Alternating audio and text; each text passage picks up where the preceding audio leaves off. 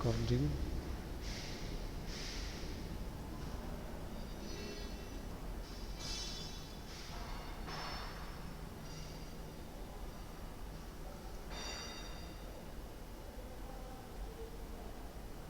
Assalamualaikum warahmatullahi wabarakatuh.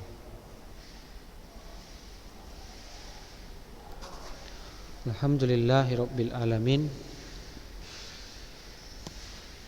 Puji syukur kita ucapkan kepada Allah Subhanahu wa taala yang mana pada kesempatan siang hari ini kita masih diberikan oleh Allah Subhanahu wa taala berbagai macam nikmat, ya. Di antaranya nikmat yang paling besar yang diberikan oleh Allah Subhanahu wa taala yaitu nikmat Islam dan nikmat sunnah, ya. Oke. Langsung saja, ya. Untuk materi kita pada hari ini, ya, kita melanjutkan pembelajaran kita. Untuk materi kita pada hari ini yaitu tentang kesetimbangan kimia, ya. Nah, kesetimbangan kimia. Nah, apa pengertian kesetimbangan kimia? Nah, kesetimbangan kimia yaitu apabila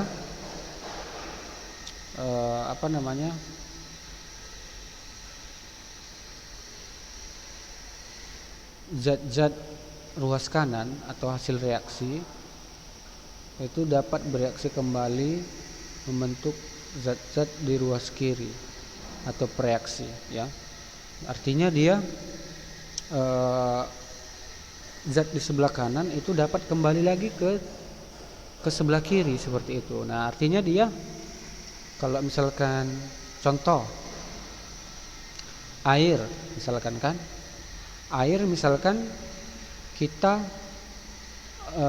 panaskan, dia menjadi apa? Menjadi uap air, kan begitu kan? Nah, uap air itu bisa nggak menjadi air kembali? Nah, bisa kan? Nah, itulah yang disebut dengan reaksi kesetimbangan, ya. Reaksi kesetimbangan itu yaitu reaksi di mana hasil reaksi dapat kembali menjadi preaksi, ya. Hasil reaksi yaitu dapat menjadi preaksi kembali. Nah, jadi keadaan setimbang yaitu apabila hasil reaksi ke kanan, laju reaksi ke kanan sama dengan laju reaksi ke kiri, ya. Artinya dia laju reaksi ke kanan sama dengan laju reaksi ke kiri. Nah, kemudian pada keadaan ini konsentrasi zat tidak lagi berubah sehingga reaksi dianggap selesai. Nah, artinya dia bisa terus berlanjut seperti itu, ya. Bisa terus berlanjut reaksinya ketika kita misalkan tutup, misalkan air yang dipanaskan kita tutup. Kemudian air tersebut dia bisa kembali ke uap tersebut, bisa kembali menjadi air lagi, kan begitu kan? Air kita panaskan jadi uap kemudian akan berubah menjadi air kembali. Nah, jadi intinya dia reaksi itu dia tetap berlangsung seperti itu, ya. Reaksi itu tetap berlangsung. Nah, seperti itu. Reaksi itu tetap berlangsung. Tetapi di sini terjadi terjadi keadaan di mana zat tersebut dia tidak lagi terlihat perubahannya seperti itu. Nah, itulah yang disebut dengan reaksi kesetimbangan, ya. Nah, jadi reaksi kesetimbangan itu ada dua ya. Jadi kalau ya reaksi kesetimbangan itu ada dua. Yang pertama ada namanya reaksi kesetimbangan homogen ya. Reaksi kesetimbangan homogen yaitu bila semua zat mempunyai fase yang sama.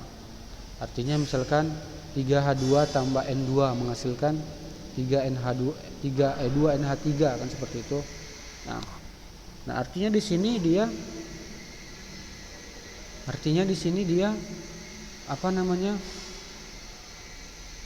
mengalami kesetimbangan ya. Nah, ini dia fasenya. Kenapa disebut homogen? Karena fasenya sama. H2 fasenya gas, N2 fasenya gas, NH3 fasenya gas. Ya. Nah, jadi di sini fasenya dia sama-sama gas. Nah, seperti itu ya. Kemudian kalau dia kesetimbangan heterogen yaitu bila zat yang terlihat reaksi lebih dari satu fasa. Artinya dia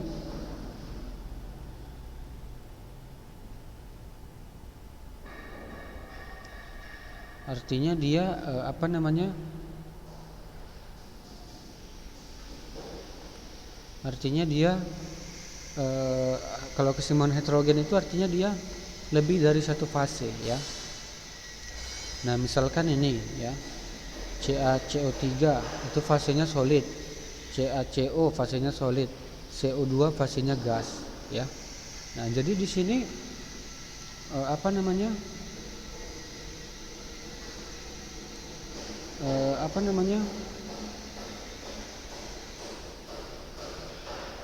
dia berbeda fase ya. Saat solid gas.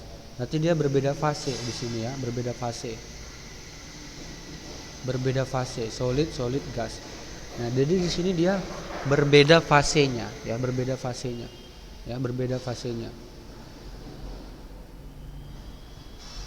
Nah, jadi Nah, kalau misalkan dia berbeda fase ya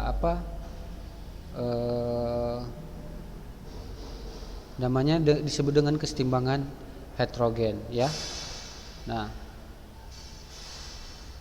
tetapan kesetimbangan berdasarkan konsentrasi atau Kc ya. Nah, jadi setelah kita mengetahui suatu reaksi kesetimbangan, maka di sini kita bisa menentukan tetapan kesetimbangan ya. Bisa menentukan tetapan kesetimbangan ya. Itu tetapan kesetimbangan itu dia itu berdasarkan konsentrasi ya. Nah, jadi misalkan tetapan kesetimbangan itu disebut dengan K atau Kc ya. Nanti perbandingan tetapan kesetimbangan itu dia rumusnya apa? Rumusnya konsentrasi zat hasil reaksi dipangkatkan dengan koefisiennya ya. Itulah rumus tetapan kesetimbangan ya. Tetapan kesetimbangan yaitu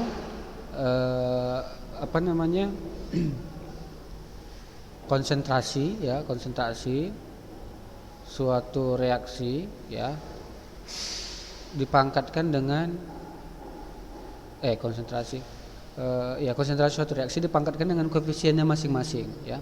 Jadi kalau C pangkat K, kemudian D pangkat K per A pangkat P ya, ke B pangkat Q ya. Berarti di sini terjadi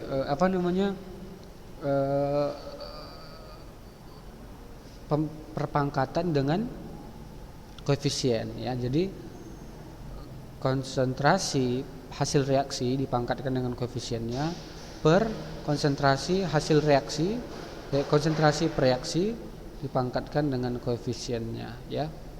Konsentrasi hasil reaksi dipangkatkan dengan koefisiennya per konsentrasi reaksi dipangkatkan dengan koefisiennya ya. Nah, jadi kalau misalkan nilai K atau konsentrasi tetapan kesetimbangan lebih besar daripada 1, maka hasil yang terbentuk lebih banyak dari reaksi yang sisa ya. Lebih banyak dari reaksi yang sisa ya. Nah, kemudian kalau misalkan yang dimasukkan ke dalam rumus K hanya konsentrasi zat-zat yang berfase larutan dan gas saja ya. Nah, jadi kalau misalkan dia di sini berfase solid ya, berfase solid, maka dia tidak kita masukkan ke dalam kita masukkan ke dalam kesetimbangan ke dalam reaksi kesetimbangan. Nah, seperti itu ya. Nah, jadi yang kita masukkan ke dalam dalam tetapan kesetimbangan itu adalah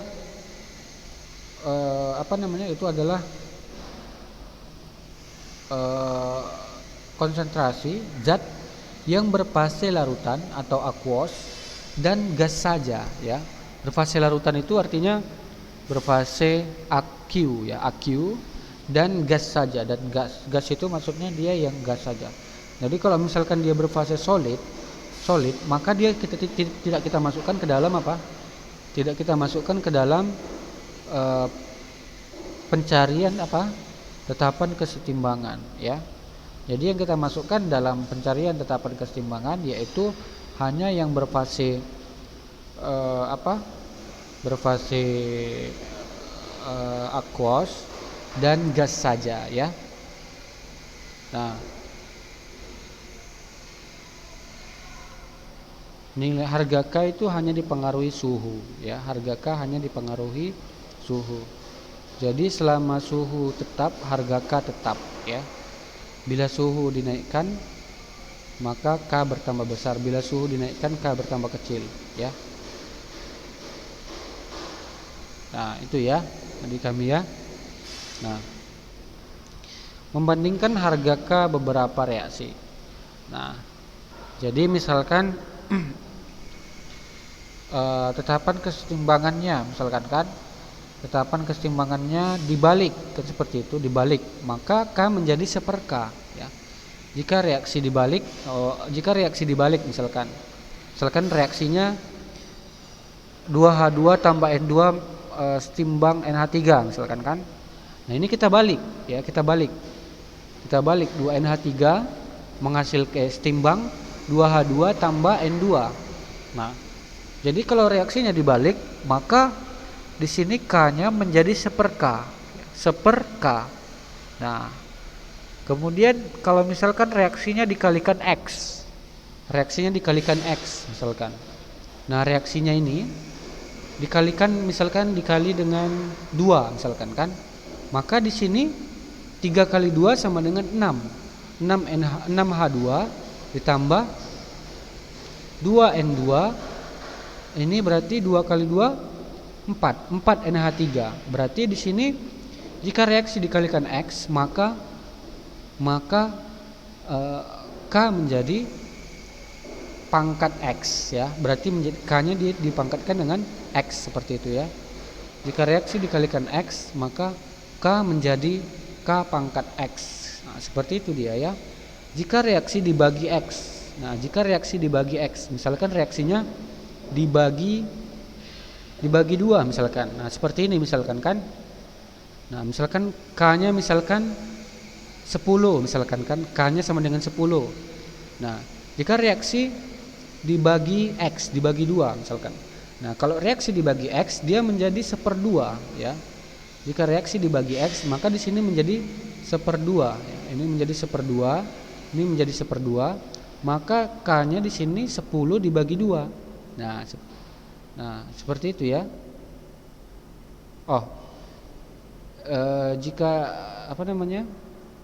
Jika reaksi dibagi X, K-nya gimana? K-nya menjadi akar yes. Berarti akar 10, X-nya sama dengan 2 ya. Berarti akar 10 pangkat 2 gitu ya. Nah, jika reaksi dikalikan X, berarti K menjadi K pangkat X. Jika reaksi dikalikan X, berarti K menjadi K pangkat X. Misalkan tadi yang ini ya, kalikan 2 tadi ya. Misalkan 10 misalkan, maka K-nya menjadi, misalkan reaksi yang kita kalikan 2, berarti 3 dikali 2 berarti 6. Ini berarti 2, ini berarti 4. Berarti 6 2 4. Berarti K pangkat 2. Nah, kenapa? Karena reaksinya dikali 2, maka nilai K-nya dipangkatkan dengan 2. Seperti itu ya. Oke. Nah, jadi itulah dia untuk menghubungkan nilai K atau tetapan kesetimbangan dengan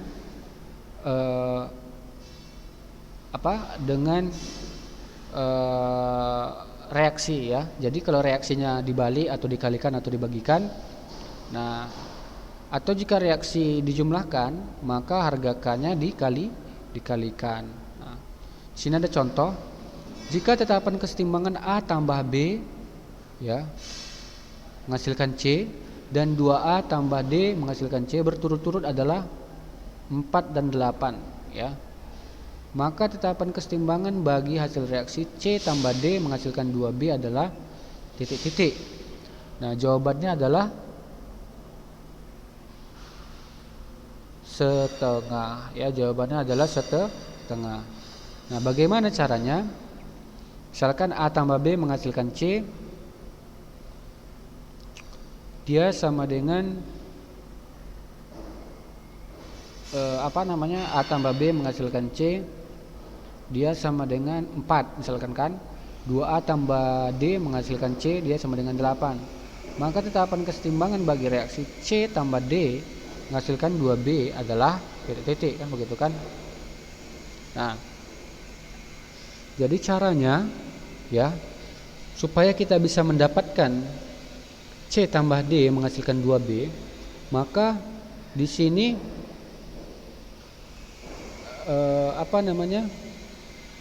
harus kita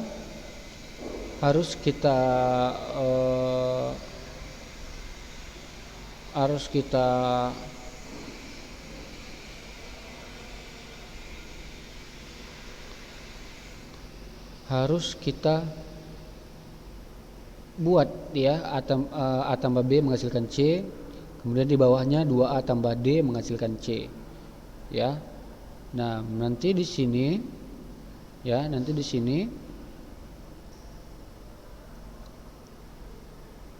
maka nanti di sini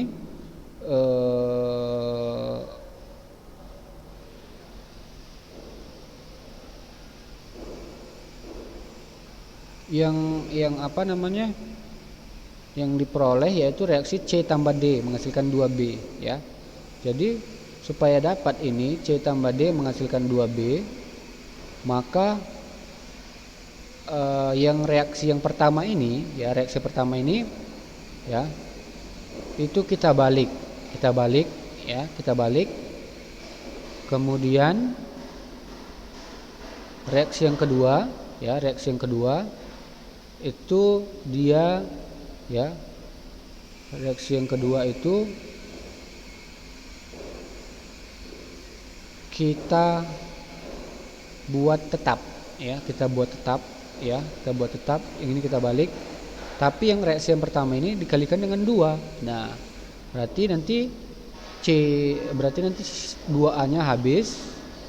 Yang tersisa adalah C tambah D ya. C tambah D menghasilkan 2B ya, 2B ya. 2B ya. Sini kita balik ya, ini kita balik kan. Nanti sisanya adalah C tambah D menghasilkan 2B. Maka nanti kalau sudah dapat itu ya, berarti kan kalau dibalik kan gimana? Kalau dibalik dikali 2 berarti seper berapa? Berarti nanti ini kalau misalkan kita balik ya, berarti seper 4 ya, dipangkatkan dia dengan 2. Berarti 4 kali 4 16. Berarti seper 16 kali 8. Berarti 8/16. Maka dapatlah dia jawabannya setengah ya. Berarti 8/16 itu kan sama dengan setengah ya. Nah, seperti itu dia ya. Nah,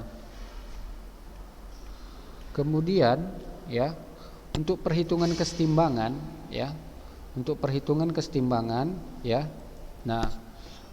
kesetimbangan, maka di sini Kita tulis dulu reaksinya. Kemudian kita buat mula-mula bereaksi ya setimbang ya, mula-mula bereaksi setimbang. Nah, ini kan udah pernah dipelajari di kelas 10 ya kan, untuk membuat mula-mula bereaksi setimbang bagaimana. Nah, jadi masukkan mol yang diketahui dan ditanya. Untuk mol yang ditanya gunakan variabel misalkan X. Hitung mol zat yang bereaksi dan yang terbentuk. Hitung mol zat yang sisa atau saat setimbang. Hitung konsentrasi M atau mol per liter zat-zat pada saat setimbang. Ya. Nah, jadi di sini ya, di sini kita hitung mol zat yang sisa. Ya, mol zat yang sisa ya. Kita hitung konsentrasinya atau M-nya ya kan. Hitung M-nya berapa kan begitu kan. Mol per liter zat-zat pada saat setimbang. Hitung mol zat yang sisa atau saat setimbang. Nah, itu bisa kita tentukan dari mol yang ditanya ya, atau mol yang bereaksi. Nah, masukkan konsentrasi zat-zat pada saat setimbang ke rumus K ya. Nah, misalkan ada contoh reaksi. Dalam bejana bervolume 2 liter terdapat dalam bejana bervolume 2 liter terdapat kesetimbangan reaksi N2 tambah 3H2 menghasilkan 2NH3 ya, 2NH3. Pada keadaan setimbang terdapat 2 mol N2, 4 mol H2 dan 8 mol NH3. Harga tetapan kesetimbangan reaksi tersebut adalah titik-titik kan begitu. Nah, jadi gimana cara menghitungnya ya? Mula-mula kita masukkan. Nah, jadi untuk menentukan harga tetapan kesetimbangan reaksi itu kita gunakan mol dalam konsentrasi dalam keadaan setimbang ya.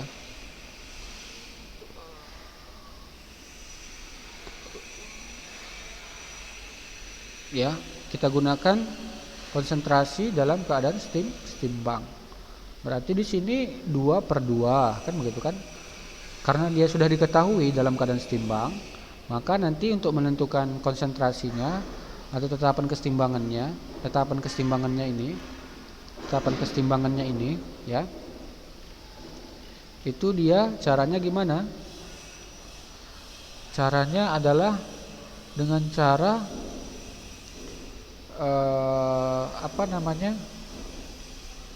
dengan cara memangkatkan dengan koefisiennya ya, dipangkatkan dengan koefisiennya. Berarti di sini 2 ya, 2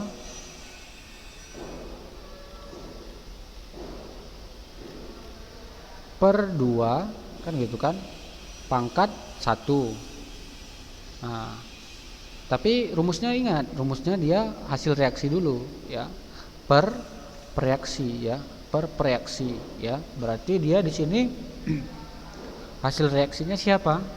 Hasil reaksinya adalah si NH3, maka yang di atas kita buat adalah konsentrasi NH3 pangkat 2 per konsentrasi N2 dikali dengan konsentrasi H2 pangkat 3. Nah, berarti di sini harga tetapan kesetimbangannya yaitu NH3 pangkat 2 per N2 ya, konsentrasi N2 kali konsentrasi H2 pangkat 3 ya. Nah, itulah dia untuk menentukan harga tetapan reaksi tersebut ya. Harga tetapan reaksi tersebut ya. Nah,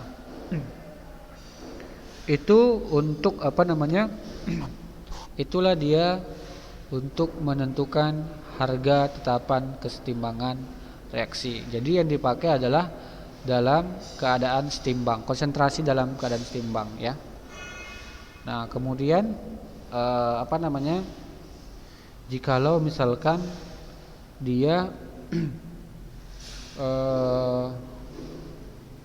diketahui mol terurainya kan, seperti itu kan, diketahui mol terurainya. Misalkan dia eh, mula-mula bereaksi ke sisa. Nah, itu kita gunakan dia tabel ya, mula-mula bereaksi sisa seperti itu ya. Jadi kalau misalkan diketahui suatu reaksi ya, kemudian ada mula-mula bereaksi sisa seperti itu ya. Nah, mula-mulanya dia berapa kan begitu kan? Mula-mulanya dia berapa kan begitu. Nah, cara mencari mula-mulanya dia gimana kan begitu kan? Nah, jadi mula-mula itu dia cara mencarinya kita lihat ya. Dalam wadah 5 liter dimasukkan 4 mol SO3 yang kemudian terurai menurut reaksi, berarti ini ya reaksinya. Kemudian nah, jika keadaan kesetimbangan berarti dalam keadaan setimbang S ya, S itu tercapai masih ada 1 mol ya SO3, misalkan 1 mol SO3. Nah, 1 mol SO3 misalkan masih ada di situ ya. Maka tetapan kesetimbangannya adalah, nah, jadi mula-mulanya berapa kan begitu kan? Mula-mulanya di sini yaitu 4 mol SO3, berarti 4. Nah, kemudian pada keadaan setimbang berarti pada keadaan pada saat kesetimbangan, misalkan pada saat setimbang dia masih ada 1 mol, berarti S-nya ya, mula-mula bereaksi sisa. Di S disetimbang dia 1. Maka di sini di bereaksinya berapa kan begitu kan? Nah, jadi mula-mula tadi 4 kan begitu, berarti 4 ya, bukan 5 ya. Nah, kalau misalkan dia mula-mulanya 4, sisanya dia 1, maka di bereaksinya sama dengan, nah, berarti kalau dia 4 di sini, nah di sini berapa kan begitu kan? Di bereaksi yang bereaksi di sini kan begitu kan? Nah, jadi cara menghitungnya ya kita cari dulu mol yang bereaksi dari SO3. Berarti 4, kalau sisanya 1 berarti yang bereaksinya ya, yang bereaksinya di sini adalah 3 kan begitu kan? Nah, berarti nanti 3 di sini. Maka kalau dia 3 di sini tetap 3, di sini 3/2. Nah, jadi nanti dapatlah dia untuk yang setimbang dari SO2 dan O2. Nah, setelah dapat setimbang dari SO2 dan O2, maka itu kita dapatlah molnya ya, ketiga-tiganya. Maka kita bagikanlah dia dengan volume dari kita bagikan dengan semua konsentrasi yang semua mol yang sudah didapat, kita bagikan dengan volume volume reaksi tersebut ya. Jadi semua mol yang dapat dibagi dengan volumenya. Jadi misalkan yang tadi sini 3 ya, berarti 3. Kemudian yang di sini tadi berapa? Yang di sini tadi 3, berarti 3/5 dikali ya, dikali O2 tadi berapa? Di sini 3/2 tadi ya. 3/2 ya, 3/2/5 kan begitu kan? Pangkat 1. Kemudian per berapa? 3 ya, 3/5 pangkat 2 ya. Nah, nanti hasilnya adalah 2,7 ya. Nah, untuk derajat disosiasi ya, untuk derajat disosiasi yaitu apa tadi pengertiannya? Perbandingan mol zat terurai dengan mol zat mula-mula. Artinya mol zat terurai berarti terurai di sini apa yang terurai? HI ya, terurai. Kemudian mol zat mula-mula, berarti mula-mula siapa?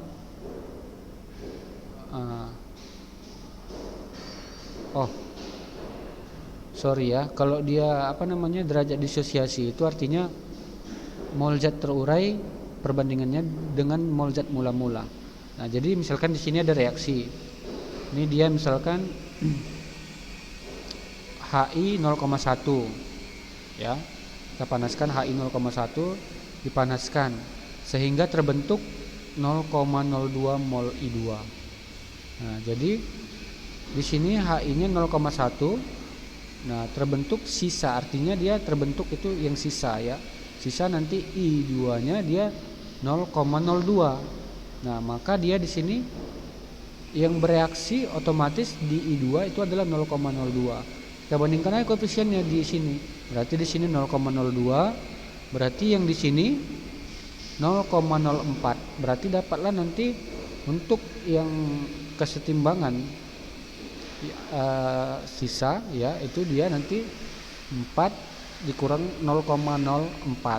Nah, jadi sekarang yang ditanya adalah derajat disosiasinya. Nah, kalau derajat disosiasi yang ditanya, maka rumusnya cukup ya, kita bandingkan mol zat terurai dari HI ya. Mol zat terurai dari HI berarti berapa tadi mol zat terurai dari HI? 0,04 per mol zat mula-mula, yaitu 0,1. Maka nanti dapatlah jawabannya 0,4 atau 40%. Oke, mungkin itu saja materi kita pada hari ini. Semoga ya bisa dipahami ya, walaupun memang materinya ini agak sulit kalau tidak diulang-ulang ya. Nah, jadi diharapkan untuk anak didik kami ya mengulang-ulang materi yang sudah disampaikan. Demikianlah, assalamualaikum warahmatullahi wabarakatuh.